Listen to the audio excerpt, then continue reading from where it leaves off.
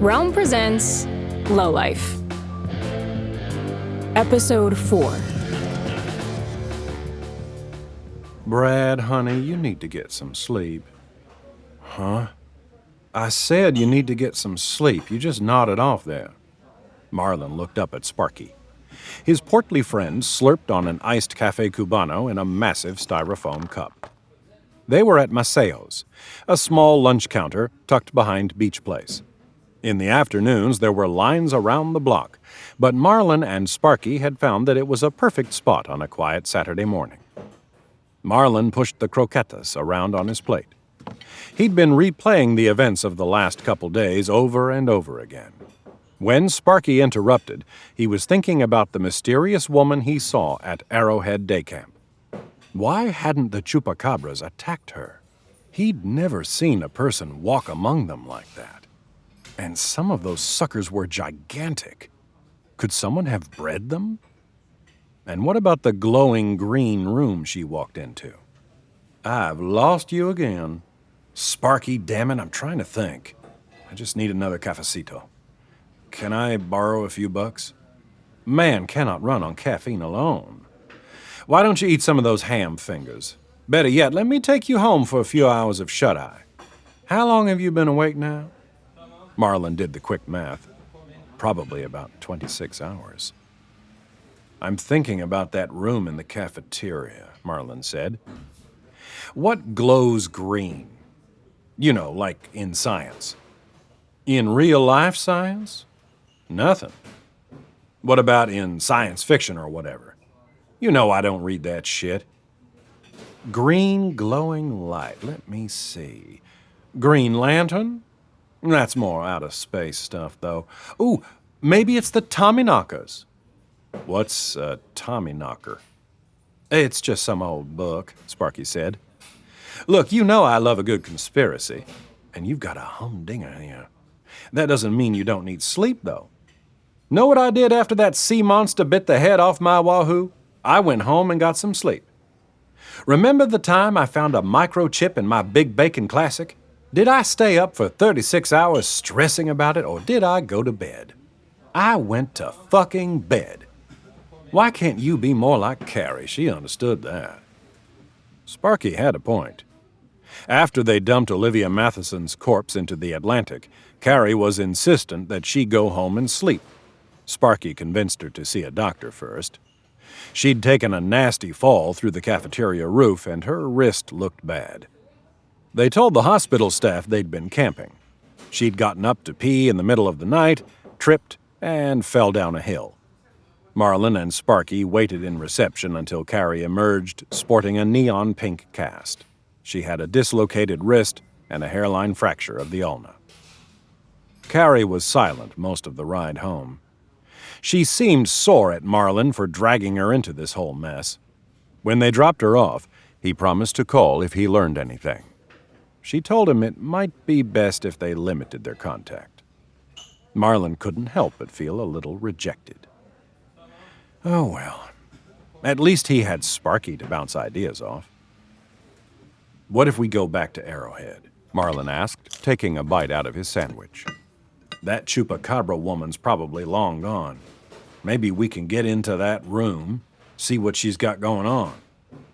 Brad, going back there is a bonehead move. Don't push your luck.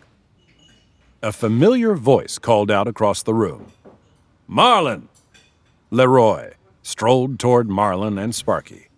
What the hell are you doing up before 10 a.m., Leroy said. Must have been some night. Nope, completely normal night, Marlon said. I stayed in and did a jigsaw puzzle. Sparky almost choked on his coffee. Oh, word? Leroy said. I'm just grabbing a coffee before I open the shop. I need to stop by later, Marlon said. I'm just about out of spray. Don't bother. My source flaked again. Shit, man, I have 2 jobs booked this afternoon. What am I supposed to do? I don't know. One of the distro houses? Get the official stuff. You know I can't do that. Marlon's exterminator license had lapsed 6 months ago. That's when he started buying bootleg spray from Leroy. Well, I don't know what to tell you, Leroy said. Have you talked to your contact? Any idea how long it'll be? They can't get any deliveries out for at least another week. I can pick it up, but I won't have time until Thursday at the earliest. Thursday? Christ. Where is it? I'll go right now. I'm not giving up my source. Marlon ran his fingers through his hair. Leroy, come on. If I don't have spray, I can't work. I'm going to go broke. It'll be good for you to have it sooner, right? I can't be the only guy asking. Let me go pick it up for you. Leroy sighed. You promise you can keep this to yourself? 100%. Leroy looked at Sparky. Come on, like anyone I know gives a flying shit about any of this. Leroy laughed. All right. Is this woman named Wilma Novak. She lives down by Big Cypress, has a place deep in the Everglades she calls the Outpost. I'll let her know you're coming. Give yourself some extra time because she's going to go off about an environment apocalypse. She's a nut. What kind of nut? Marlon asked. Hippy-dippy to the freaky-deaky extreme. Won't kill a spider. Won't shop at Walmart. Doesn't pay taxes. You'd think she was planning a coup, but I'm sure she hates guns, too. And yet she sells chupacabra spray.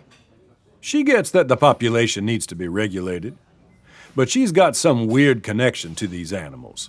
Thinks they don't deserve to die in a chemical bath. She says the stuff the chain guys use is too destructive. So she has to offer an au naturel alternative. Wait, the spray you've been selling me isn't chemicals? Leroy laughed. Hey, you never noticed a difference. This Wilma, she a tiny Asian woman with long dark hair? Leroy laughed. Not Asian, and definitely not tiny. Why? No reason. Thought maybe she was someone I met last night. You got some strange women crashing your puzzle night? I met her before that. At the puzzle store. Shit, Brad Marlin, puzzle master. You contain multitudes. Here, let me give you her info. Leroy wrote the number on a napkin and slid it across the counter. Sparky snatched it up. Tomorrow, Marlin. Today you need to rest.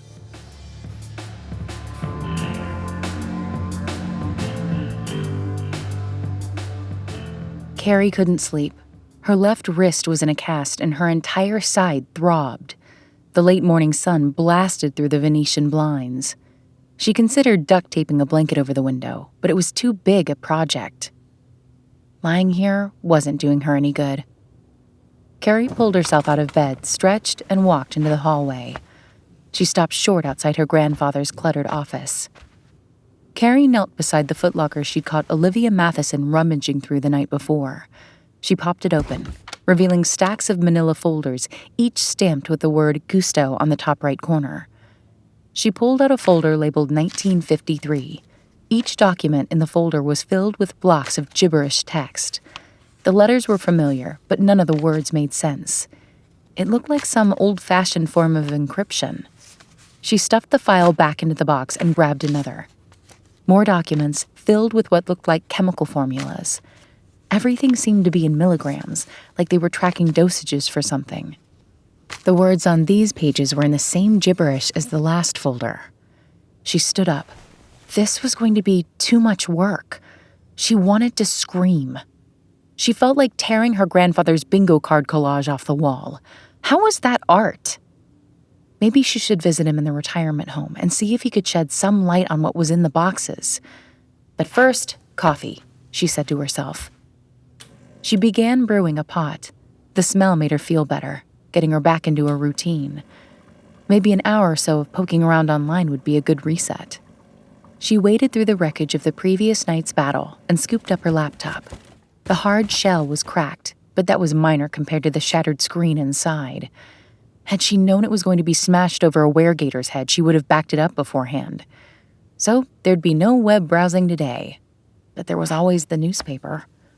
She opened the front door to find a freshly bagged Sun Sentinel resting in the front yard. She stepped toward it. "Hello? Excuse me, miss?" A young man slammed the door of a Ford Escort. He was in his early 20s, Latinx.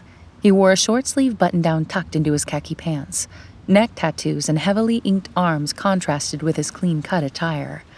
Whatever he wanted, it couldn't be good. "Yes? I'm wondering if you could help me out," he said, walking across the lawn toward her.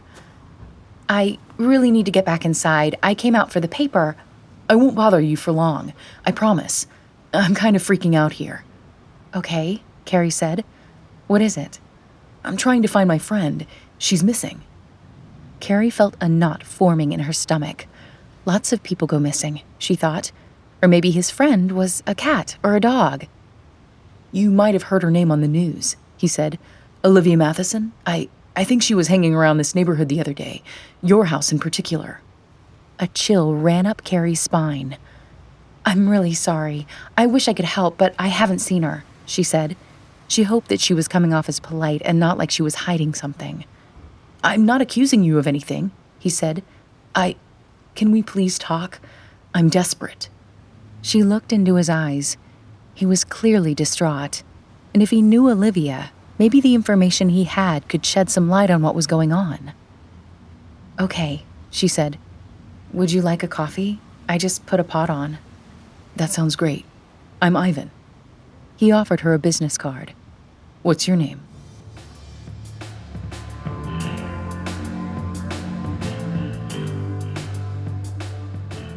Kari's hand shook as she poured milk into Ivan's coffee.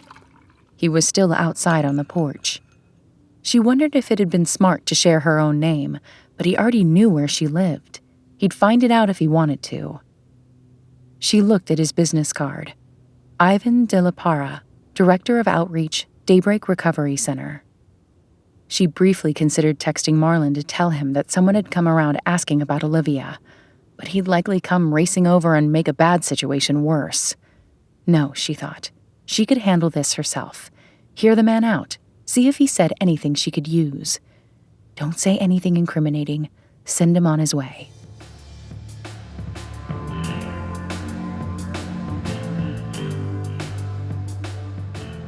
"Me and Olivia, we met about 3 years ago. I was in a bad way back then. It started with coke, but heroin and meth were my thing. I come from a good family. My parents were living the American dream. I got so bad, eventually they had to cut me off." Ivan sat next to Kari on her front steps, clutching a coffee mug in his hands, staring straight ahead as he talked. "I didn't even want a kick. I got into petty crime, shoplifting, stick-ups, whatever it took to score. I never got in real trouble with the police, but I was going to end up in jail or worse. I was living out of the homeless camp at the library.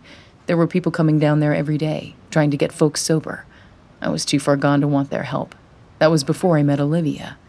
She was different. She was more than kind and gentle. Just this ray of light." "That's what everyone says about her," Kari said. "On the news, I mean." "Everything you've heard is true. She's the reason I got clean. She introduced me to my boyfriend. She brought me back to my parents. She's been the angel on my shoulder ever since.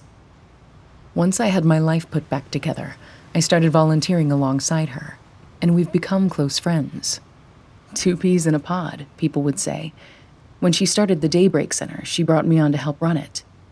"That's great that you're out there making a difference." "Well, I was. Without Olivia, I'm nothing. She had the brains, the vision."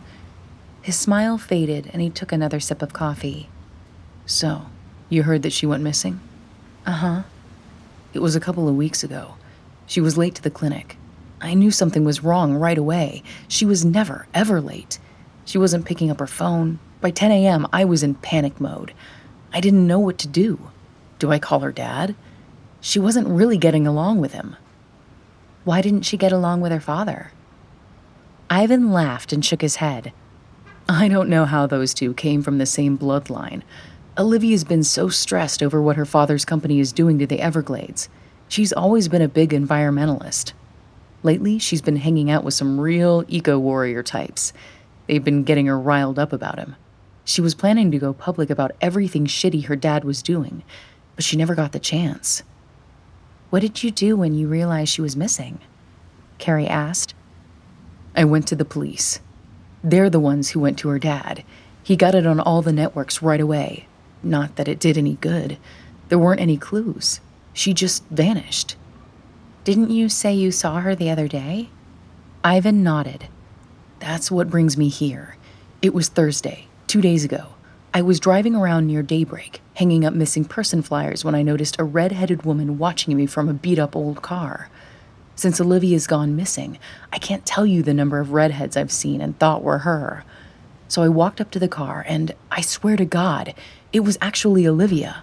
I called out her name. She spooked and slammed the gas, swerving out into traffic. She almost caused a huge accident. I ran back to my car and managed to catch up to her at a stoplight a few blocks down. I'm almost positive it's her, even though I don't recognize the car. She's driving erratic as hell. I'm thinking maybe I got the wrong person, but I needed to be sure, so I followed her. She led me to right over there. Ivan pointed across the street to where his own car was parked. She was here? Kari asked. Ivan nodded. She just sat there behind the wheel, staring at your house, like she was staking it out or something, you know? Kari thought back to Thursday, before any of this insanity. She didn't remember 2 cars across the street, but why would she? It was later that night that she'd come home from an errand to find her chickens slaughtered. So what did you do? Kari asked. At first, I watched from a few cars back. I still wasn't sure it was her. Eventually, I thought, if this really was Olivia, she needed my help. It was crazy, but I just walked up to the car and hopped in the passenger seat. Was it her? Kari said. How did she react? I think so, yeah. She just stared at me in shock. I couldn't believe how she looked, like she'd been doing meth for 15 years, missing teeth and everything. It didn't make sense. She'd only been gone for 2 weeks. Maybe it wasn't her? Kari said. It had to be. I said, Olivia, you need to come home with me. She just shook her head and said, You don't know me. And her voice, she sounded like she was choking on glass. That's really weird, Kari said. Ivan continued. I tried again. I told her that her father was looking for her, that the whole town was, how everyone missed her back at the center. And then something changed in her. She turned to me and told me very slowly, Do not tell anyone you saw me. No cops, no anyone. Then she opened the door and took off. Shit. I ran out after her, but she was fucking fast. She darted behind your house into the marsh. She lost me so quickly. I thought about trying to track her, but I didn't want to trespass, and I had work at the clinic that night. Kari was relieved. That meant he wasn't here when Eduardo got killed, which must have been a few hours after he left. Ivan took a sip of coffee. I couldn't get the encounter out of my head for the last 2 days, so I decided to come down today and see if I could talk to you. I don't know, maybe I shouldn't have told you all this, but I didn't know what else to do. Yeah, geez. That's a crazy story. I wish I could help. So, I gotta ask. Do you know what she wanted in your house? I have no idea. Kari lied. It was her grandfather's boxes. It had to be. I mean, I don't know how you're sure it was Olivia. What if she was an addict casing my house for a robbery? Maybe, but the more I look back, the more I swear it was her. You didn't have any break-ins or anything? Kari swallowed hard. No, I didn't. But I'll be on the lookout for anyone new in the neighborhood, for sure. Can I give you my number? Kari flashed his business card. You already did. I promise to give you a call if I see her. I'm so torn up over this, Kari. I want to go to the cops, but she was so adamant about it. Olivia never trusted the police. What do you think I should do? Kari knew what to tell him here. This was an easy one. I think you have to respect her wishes. If she said not to go to the police, she must have had a reason. Yeah, that's a good point. I'm glad I met you. You remind me a little of her. You'll really let me know if you see her? Absolutely. I'm sure she'll come back. Her voice wavered. She shouldn't have said that. Ivan smiled. Thank you for saying that. It means a lot. Kari wanted to curl up and die. Instead, they stood up together and Ivan gave her a great big hug. She watched him as he walked back to his car, started the engine, and pulled away. Kari broke down in tears on her front porch.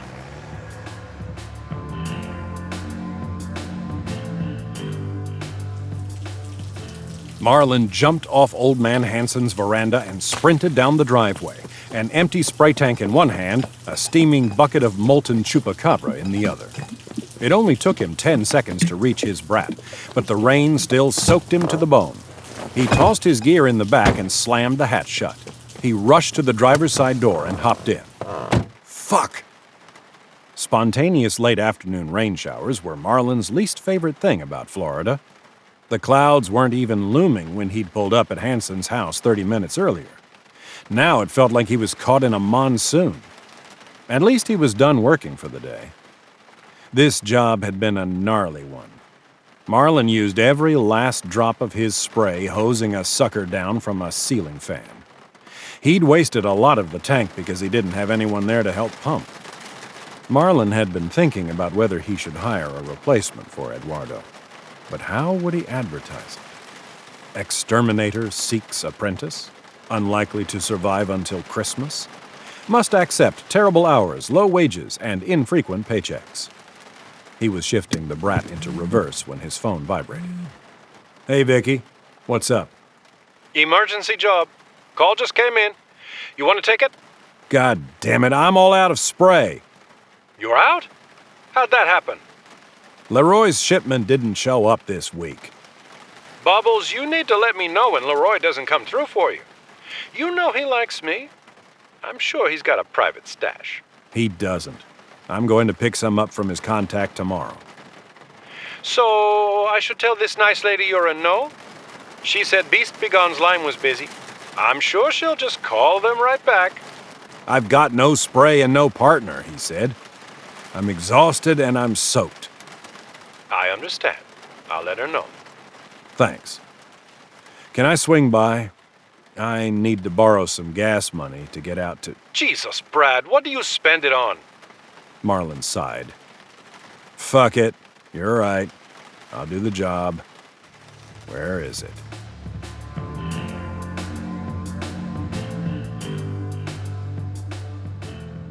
Hello, Diane. Frank, this isn't Diane, said James, her grandfather's nurse. It's not? No, it's your granddaughter, Kari. Frank stared at Kari from the recliner and smiled. Kari waved to him. Hi, Grandpa. You're too big. What happened? This was going to be harder than she thought. She turned to James. I'll be okay, thank you. James nodded. I'm down the hall if you need anything. Just buzz me on the intercom. Kari was surprised at how much she liked the Shady Lane retirement home. It was clean and well decorated with modern furniture. Whatever they did to keep the smell of old people at bay, it was working. As James walked her down the residence hallway, he gave out high fives. Kari wondered if he was single. She felt guilty that she'd barely visited her grandfather since she'd moved him into Shady Lane last month. Frank hadn't taken much from the house, just some clothes and a few family photos.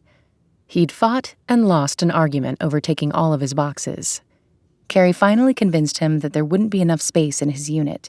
He seemed to forget about it after the move. Her grandfather had his good and bad days. On the good ones, he was a total charmer, lucid and funny with a self-deprecating sense of humor. On the bad ones, he'd have trouble remembering where he was, and he would quickly become frustrated. Kari hoped that today would be one of the good ones. She sat down on the bed next to his recliner. How are you doing today, Grandpa? I could use a little vino. I'm not sure if that's allowed. I didn't bring any. That's okay, Diane. Grandpa, I'm Kari, your granddaughter. Oh, where's Diane? She's up in Connecticut, remember? That's where she lives. I moved down a few weeks ago. I'm staying in your house. You are? Uh-huh. Where's Elliot? Elliot was Kari's father, Frank's son. He had passed away 3 years ago from a heart attack. Frank had come up for the funeral. At the time, Frank was still very much together. He gave a beautiful eulogy full of regrets over the times he'd missed with his son, how he'd spent too many years traipsing the globe looking for answers when he could have spent more time with his family. He told Kari and her mother that he'd be in better touch. They talked about going on a trip that summer. It made her sad to think how rapidly he had declined. Now he couldn't even remember that his son was gone. He's up in Connecticut, too, Kari told him. Oh. I wanted to ask you about something, if that's okay. Of course. It's about your boxes. My boxes? Yes, the ones in your house. Frank looked around the room. Which ones? No, not here. Back at the house in Plantation. Oh, okay. Do you remember what's in them? In what? In the boxes. At your house in Plantation. No. It's a lot of files. A bunch of charts and figures from the 1950s. There's some writing, but I can't make a lot of it out. It looks like it's all in code. Frank shook his head. I'm sorry I can't help you, Diane. Where's Elliot? Kari reached into her bag and pulled out a folder. She opened it and presented a chart to her grandfather. She watched his eyes scan back and forth over the document. It looked like it was registering with him. Please put this with the others. Keep them safe. I have more work to do. More work on what? That's classified. Grandpa, please. What are these? Put it back. Lock the door. He handed the file back to her and crossed his arms. I'd really like to learn about your files. They look important. I don't want the information to be lost after you're not here anymore. Frank sighed and looked at her with lost eyes. I'm already not here. I'm sorry, Grandpa, but you are here, and you must be the only one who understands your paperwork. I'll get it where it needs to go. Don't worry. I think it might be too late. Someone's been looking for it. Frank's eyes widened. Who? I don't know. It was a young woman. German? Russian? Japanese? No, just a scared girl, Kari said. She was... Do you know anything about people turning into reptiles? Frank's face froze with fear. Who sent you? No one. I'm trying to find out what they're after. You're working for them. What? No. Working for who? Frank frantically reached for the buzzer. He slammed down on the button. Grandpa, please, Kari said. I'm trying to help. Who are you? I'm your granddaughter, Kari, remember? James appeared in the doorway, smiling. What's up, you two? He said. I need you to do me a favor, Frank said. I trust you. James walked into the room. Sure thing, pal. Go to my house. Destroy all my files. James glanced at Kari, then back to Frank. Unfortunately, the supervisor doesn't let me run errands for people. I'm sure Kari can take care of whatever you need. Kari stood up. Yes, I can go. Frank raised his voice. No, we can't trust her. She's one of them. James laughed nervously. One of who? The Gator soldiers. If they know about me and my files, it's already too late. Everything has to be burned. Kari stepped between Frank and James. Grandpa, if we destroy them, the information will be lost.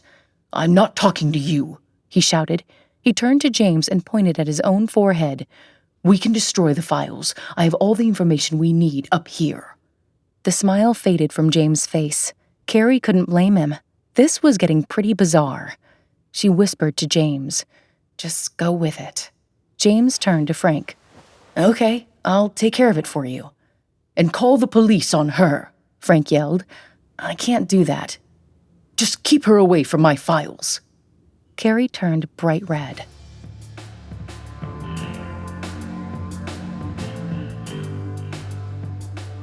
I'm really sorry about that, Kari told James as he walked down the hallway toward the front desk. It's okay. I've heard crazier things, believe me. James paused. Actually, I may not have. Has he ever said anything like that to you before? No, nothing like that. What did he say? Gator soldiers? Yeah, I guess someone's watching too many late-night movies. He actually doesn't watch much TV. If he brings it up again, can you tell him you destroyed everything? I mean, if you want me to, sure. But I really try not to lie to them. My job depends on their trust. I'll bet he doesn't mention it again. Hopefully, next time you come, he's having a better day. He's usually pretty lucid during our Tuesday night bingo, if you want to try then. You caught him on a bad day. Let's hope so, Kari said.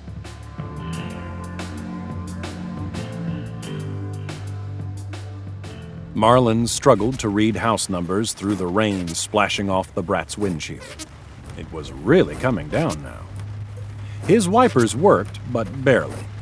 He added fresh blades to the mental list of repairs he needed to tackle once he came into some real money. Hopefully, this would be an in-and-out gig. He'd been on plenty of jobs where his spray had gone unused, but things always went better when he had it on hand. He noticed a line of cars parked in the street. His headlights shone on a hideous manatee-shaped mailbox with a 48 on it. A bouncing cluster of Mylar balloons read, "Happy Birthday." What the shit is this shit? Marlin wondered aloud. The driveway was packed with cars.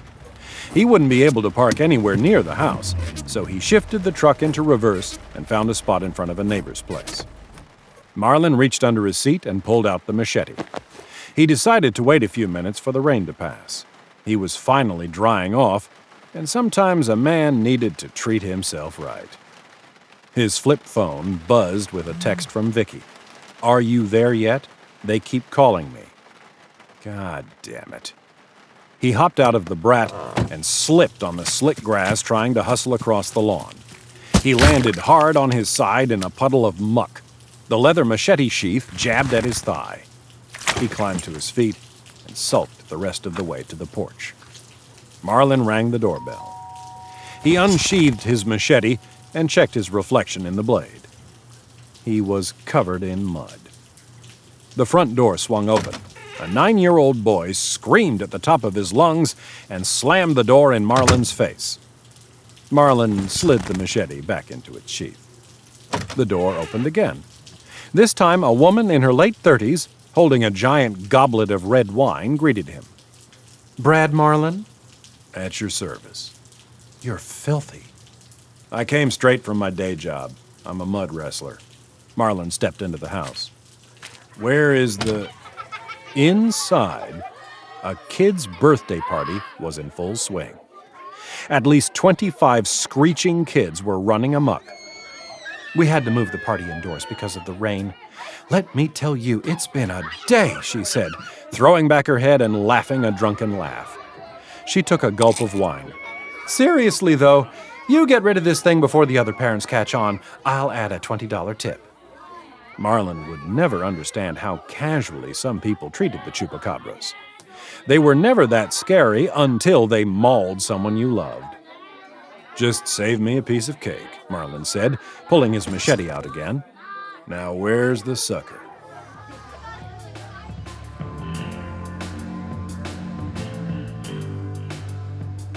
"In a half mile, take exit 18, said the GPS lady from Kari's phone. Kari steered into the right lane, happy to be getting off I-95. The rain had started as she left her house and it hadn't let up.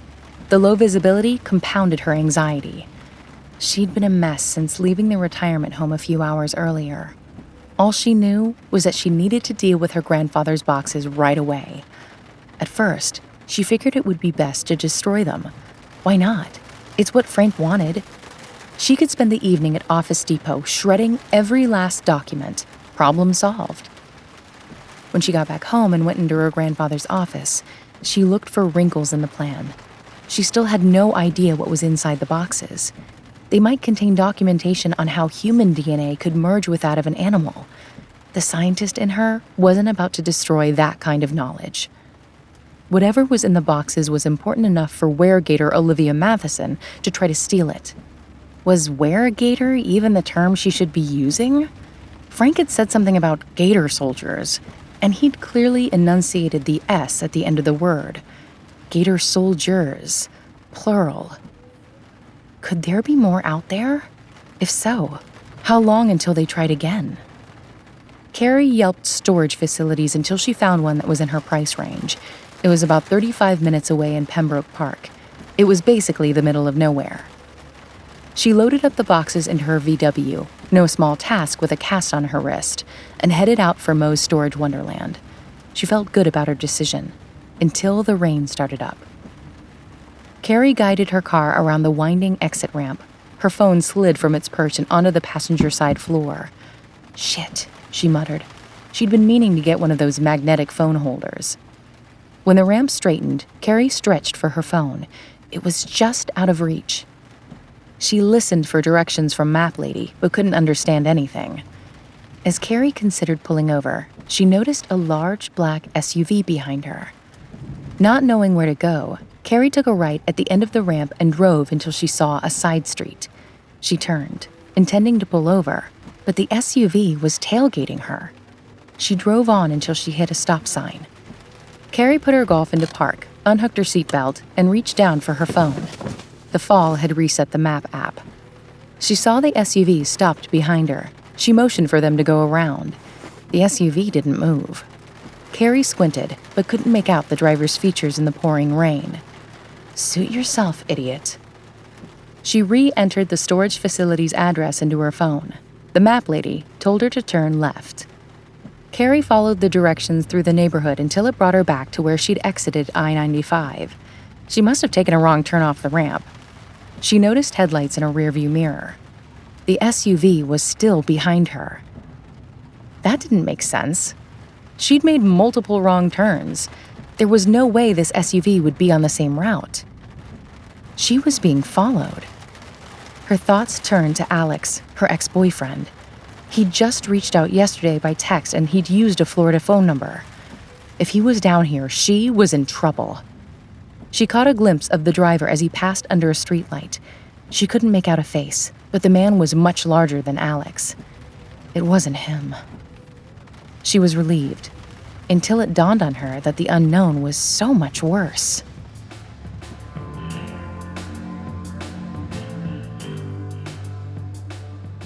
Marlon answered on the first ring. Kari, what's up? I think someone is following me. What do you mean? I'm down in Pembroke Park. I was taking my grandfather's boxes to a storage facility, but then I noticed this SUV. It's making all the same turns I am. I'm kind of freaking out. What if they're after the boxes? What do you mean, they? We took care of the... Marlon's voice softened to a whisper. Person who wanted them. I know, but what if there's more of them out there? More gator ladies? I don't know, or just bad people. Can you come meet me somewhere? Of course. Find a mall or a grocery store or something. They won't try anything in public. Let me know where you end up. I can be out there in... Kari heard a woman's angry voice in the background. Excuse me, can you get off the phone, please? Kari listened in on the ensuing conversation. Sorry, ma'am, work call. You show up late, you don't have any equipment, now I find you down here on the phone. Have you even found that thing? He's around. I almost had him. Can you close the door, please? He's got to be... A loud scream. Oh, crap, Marlon yelled. Kari spoke into the receiver. Brad? What's going on? Where are you? No answer. She heard a shuffling noise and then a thump. A group of screaming children. Marlon's voice again. Everyone just stay calm. Nobody move. A child's yelp, then a burst of crying. Marlon came back. Kari, I gotta go. The thing bit a kid. Sit tight. The phone went dead.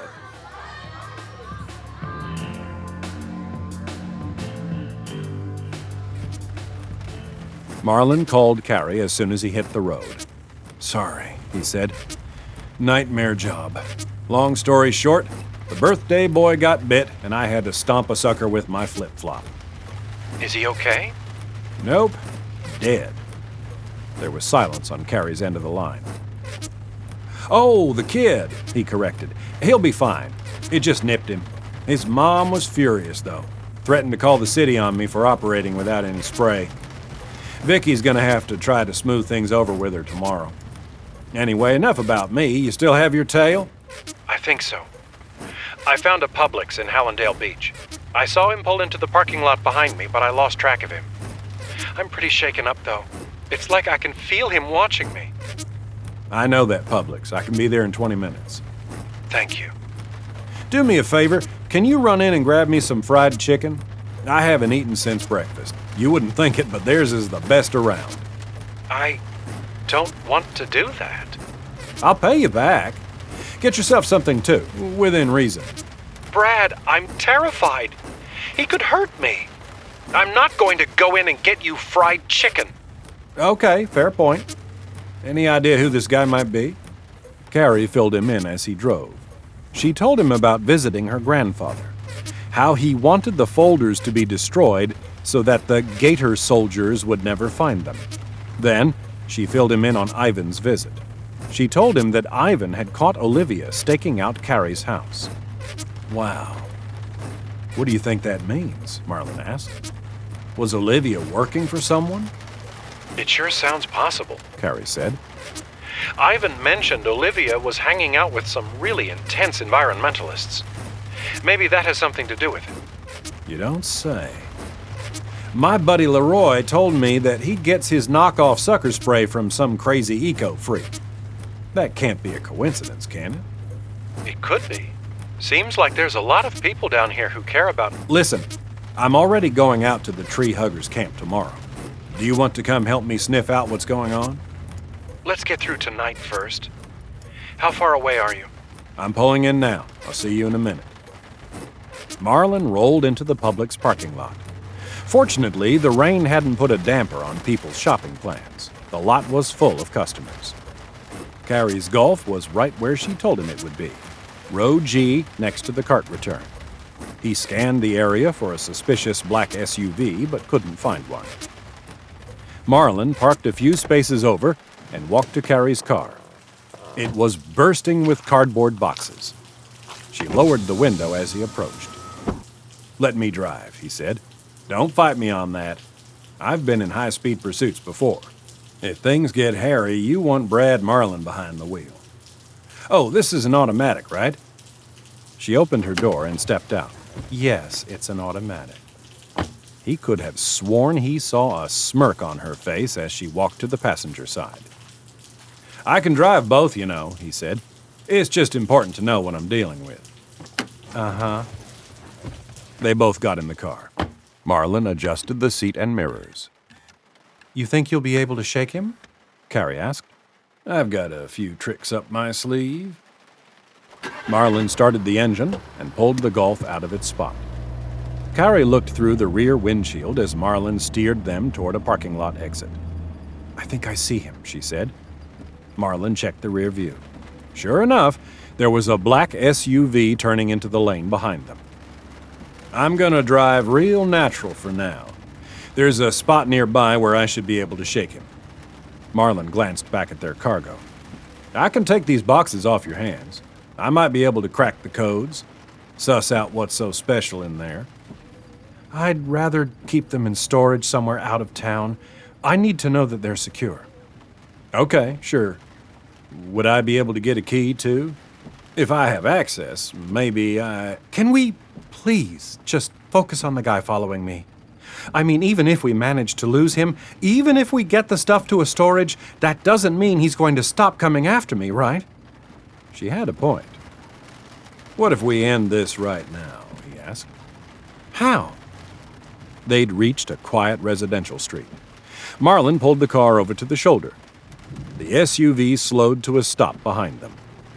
Marlin slid his machete from the sheath. Panic washed over Kari's face. "Wait, what are you doing?" "I'm gonna give our guy a scare." "What? Why? Please don't." "This might be our only shot to find out who he is. He needs to know you're not someone they can fuck with." Marlin stepped out of the car. He heard Kari protesting as he slammed the door shut. He stalked toward the SUV. He was going for that unflappable badass with a machete thing, but he was scared shitless. The rain had picked up again. He could barely see a thing as he approached the vehicle. Marlin made his best tough guy sneer as he held the machete in front of him. He rapped the knife handle against the driver's side window. No response. He pressed his face to the glass. Empty. What the hell? Where could he have... Something grabbed his shoulder and hurled him backward. A sharp pain shot through the back of his skull. His vision blurred momentarily. He got his bearings. He'd been thrown across the street and hit his head on the curb. He looked up at the SUV. It was blocked by a massive weregator, at least 2 feet taller than the Olivia gator. The tattered remains of a red shirt were draped around its body. Its scaly skin glistened in the rain. The creature roared at him. Marlin felt around on the ground for the machete. Shit. He spotted it, gleaming in the road underneath the weregator. "Look, man," Marlin said, holding up his hand. "I think there's been some kind of misunderstanding. Why don't you turn yourself back into whoever you really are and we can talk this out?" The beast snorted. "All right," Marlin said, climbing to his feet. "Let's get this over with." The weregator stepped toward him, then stopped. The Golf jerked across the street. The screech of tires echoed through the neighborhood as the Golf spun to face them. "Holy shit!" Marlin exclaimed. Kari threw the brights on. The blinded weregator raised its taloned hands to shield its eyes. Marlin hoped Kari was thinking the same thing he was. She gunned the engine and the Golf launched forward. The weregator dove for the sidewalk, but it wasn't quick enough. The beast screeched as the Golf ran over its tail. Kari slammed on the brakes, stopping 30 feet down the road. Marlin made a run for it. The weregator hobbled after him, dragging its wounded tail. Marlin reached the passenger door and scrambled in. Kari jammed on the gas. The Golf blasted off down the street. She turned to him. "Are you okay?" "I'm fine. A little wet is all. This fucking rain." Marlin caught his breath and watched the weregator shrinking in the rear view. "See? I told you we'd lose him."